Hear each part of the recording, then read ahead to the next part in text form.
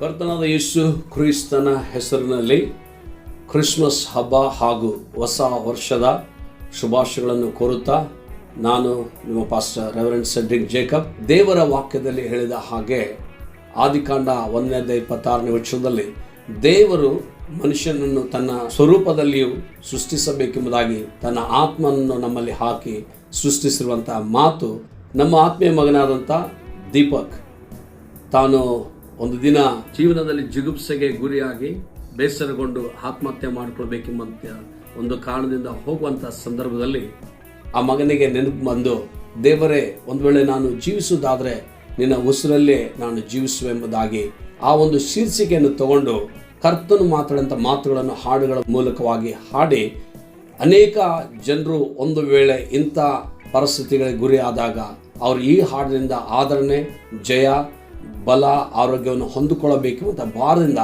ಪ್ರಾರ್ಥನಾ ಪೂರ್ವಕವಾಗಿ ದೀಪಕ್ ಮತ್ತು ಅವರ ತಂಡದವರು ಹಾಡಿ ಈ ಹಾಡನ್ನು ಅನೇಕರಿಗೆ ಪ್ರದರ್ಶಿಸ್ತಾ ಇದ್ದಾರೆ. ಈ ಹಾಡು ಜನವರಿ ಮಾಸದಲ್ಲಿ 1ನೇ ತಾರೀಕು ರಿಲೀಸ್ ಆಗಲಿಕ್ಕಿದೆ. ಬಾರ್ನ್ ಟು ವರ್ಷಿಪ್ ಎಂಬಂಥ ಯೂಟ್ಯೂಬ್ ಚಾನಲ್ನಲ್ಲಿ ಅಫಿಷಿಯಲ್ ಆಗಿ ಇದು ರಿಲೀಸ್ ಆಗಲಿಕ್ಕಿದೆ. ದಯಮಾಡಿ ತಾವುಗಳು ನೋಡ್ರಿ.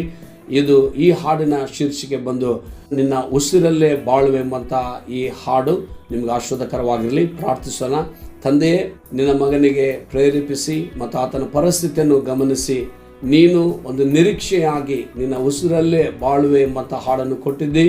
ಈ ಹಾಡು ಆತನ ಜೀವಿತಕ್ಕೆ ಹೇಗೆ ಒಂದು ನಿರೀಕ್ಷೆ ತಗೊಂಡು ಬಂದಿತ್ತು, ಹಾಗೆ ಅನೇಕರಿಗೆ ನಿರೀಕ್ಷೆ ತರುವಂಥ ಹಾಡಾಗಿರುವಂತೆಯೂ ಅನೇಕರಿಂದ ಆಶ್ವಾಸಲ್ಪಡುವಂತೆಯೂ ಆಶೀರ್ವಾದಕರವಾಗಿರುವಂತೆ ಸಹಾಯ ಮಾಡು. ನೀನು ಇದರಿಂದ ಮಹಿಮೆ ಹೊಂದಬೇಕೆಂಬುದಾಗಿ ಯೇಸು ಕ್ರಿಸ್ತನ ಹೆಸರಿನಲ್ಲಿ ಬೇಡಿ ಹೊಂದಿಕೊಳ್ಳುತ್ತವೆ ಪರಲೋಕದ ತಂದೆಯೇ. ಪ್ರಿಯರೇ, ಈ ಹಾಡನ್ನು ವೀಕ್ಷಿಸ್ರಿ, ಅನೇಕರಿಗೆ ಶೇರ್ ಮಾಡಿರಿ.